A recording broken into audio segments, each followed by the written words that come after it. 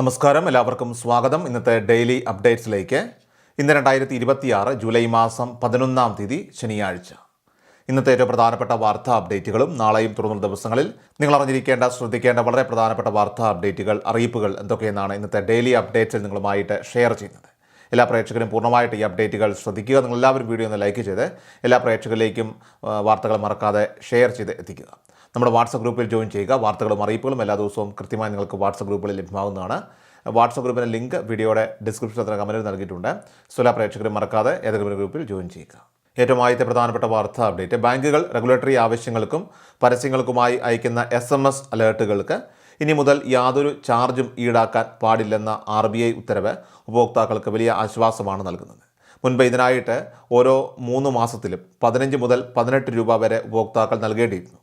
പുതിയ നിയമപ്രകാരം 500 രൂപയോ അതിൽ താഴെയോ ഉള്ള ചെറിയ ഇടപാടുകൾക്ക് നിർബന്ധമായിട്ടും SMS അയക്കണമെന്ന വ്യവസ്ഥ ഒഴിവാക്കിയ RBI പകരം വാട്സപ്പ്, ഇൻ-ആപ്പ് പുഷ് നോട്ടിഫിക്കേഷനുകൾ എന്നിവയൊക്കെ ഉപയോഗിക്കാനായിട്ട് ബാങ്കുകൾക്ക് അനുമതി നൽകിയിട്ടുണ്ട്.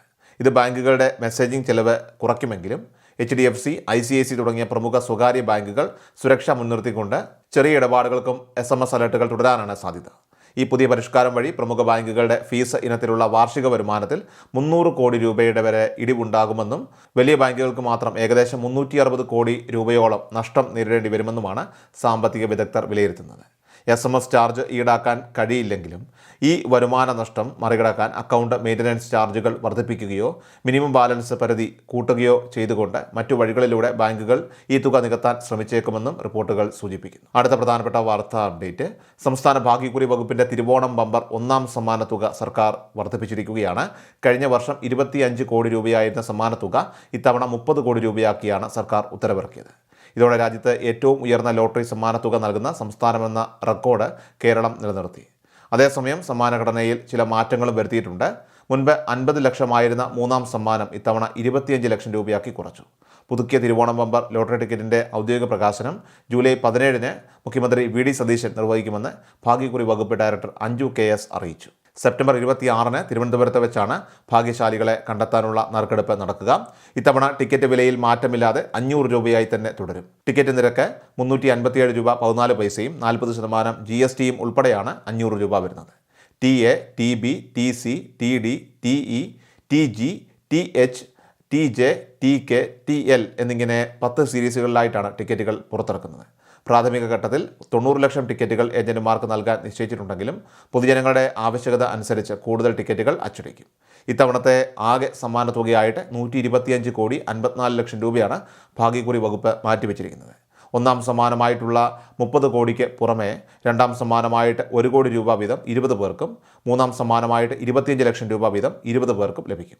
4-ാം സമ്മാനമായി 5 ലക്ഷം രൂപ വീതവും 5-ാം സമ്മാനമായിട്ട് 2 ലക്ഷം രൂപ വീതവും 10 പേർക്ക് വീതം ലഭിക്കുന്നതാണ്. കൂടാതെ 6-ാം സമ്മാനമായിട്ട് 5000 രൂപ വീതം 54,000 പേർക്കും 7-ാം സമ്മാനമായിട്ട് 2000 രൂപ വീതം 81,000 പേർക്കും 8-ാം സമ്മാനമായിട്ട് 1000 രൂപ വീതം 1,24,000 ആളുകൾക്കും അതുപോലെ തന്നെ 9-ാം സമ്മാനമായിട്ട് 500 രൂപ വീതം 2,75,000 പേർക്കും ലഭിക്കുന്നതാണ്.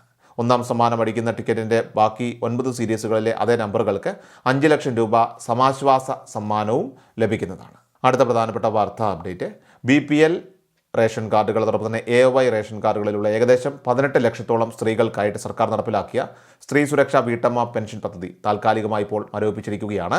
സാമ്പത്തികമായി പിന്നോക്കം നിൽക്കുന്ന വീട്ടമ്മമാർക്ക് കൈത്താങ്ങാകേണ്ട ഈ പദ്ധതിയിൽ മറ്റ് ജോലികളുള്ളവരും സാമ്പത്തികമായിട്ട് മെച്ചപ്പെട്ടവരുമായിട്ടുള്ള അനർഹരായിട്ടുള്ള വ്യക്തികളൊക്കെ തന്നെ ഉൾപ്പെട്ടിട്ടുണ്ടെന്ന പരാതികൾ മുഖ്യമന്ത്രിക്ക് ലഭിച്ചതിനെ തുടർന്നാണ് ഈ നടപടി.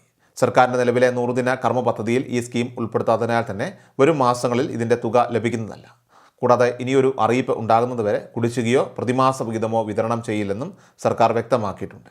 ഈ പദ്ധതിക്കായിട്ട് നിലവിൽ ബജറ്റിൽ തുക മാറ്റിവെച്ചിട്ടുണ്ടെങ്കിലും കർശനമായ ഫീൽഡ് വെരിഫിക്കേഷനും പഠനങ്ങൾക്കും ശേഷം മാത്രമേ പദ്ധതി തുടരണമോ വേണ്ടയോ എന്ന് സർക്കാർ തീരുമാനിക്കൂ.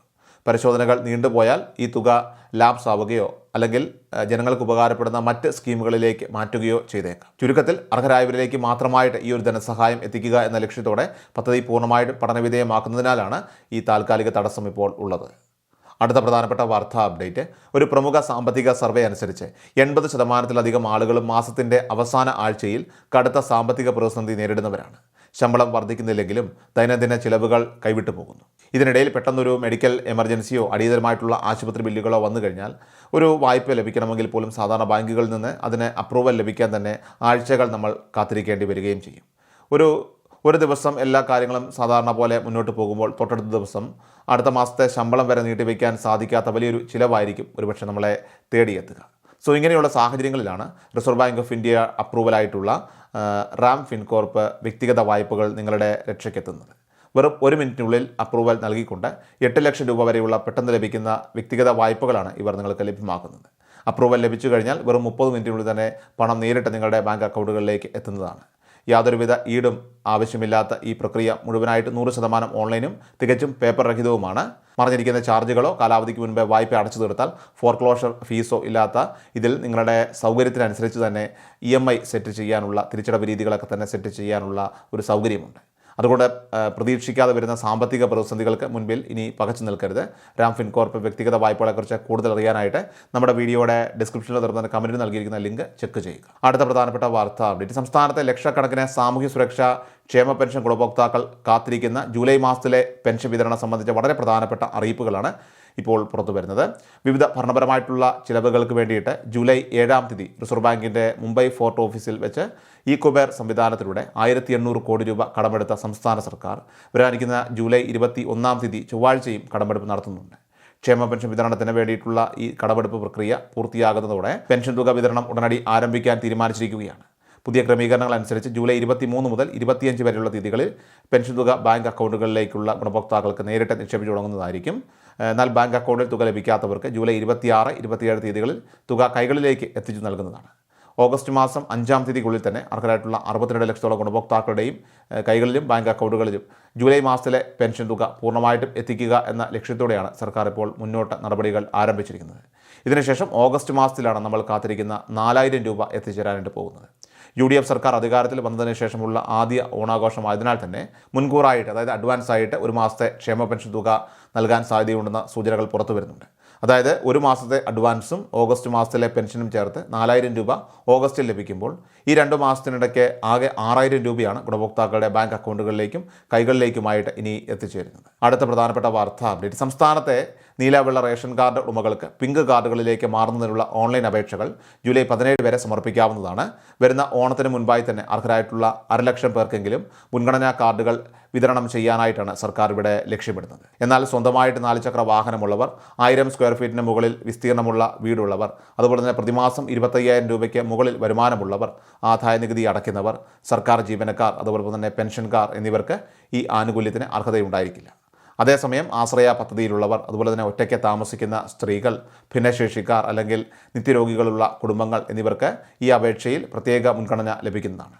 തദ്ദേശ സ്ഥാപനങ്ങളിൽ നിന്ന് ഉദ്യോഗസ്ഥരുടെ ഫീൽഡ് തല പരിശോധനയ്ക്ക് ശേഷം മാത്രം ലഭിക്കുന്ന BPL അർഹതാ സർട്ടിഫിക്കറ്റ് അതുകൂടി ഈ ഒരു അപേക്ഷയോടൊപ്പം ഹാജരാക്കുന്നത് ഈ മുൻഗണനാ ലിസ്റ്റിൽ ഉൾപ്പെടാനായിട്ട് ഏറെ സഹായകമാകും എന്നതിനാൽ തന്നെ ഒട്ടും സമയം കളയാതെ ഇതിനായിട്ടുള്ള നടപടികൾ അപേക്ഷകർ ഉടൻ തന്നെ ആരംഭിക്കേണ്ടതാണ്. ഏറ്റവും അവസാനമായിട്ട് സംസ്ഥാനത്തെ സ്വർണ്ണവില പരിശോധിച്ചാൽ സംസ്ഥാനത്ത് സ്വർണ്ണവിലയിൽ മാറ്റം തുടരുന്നു.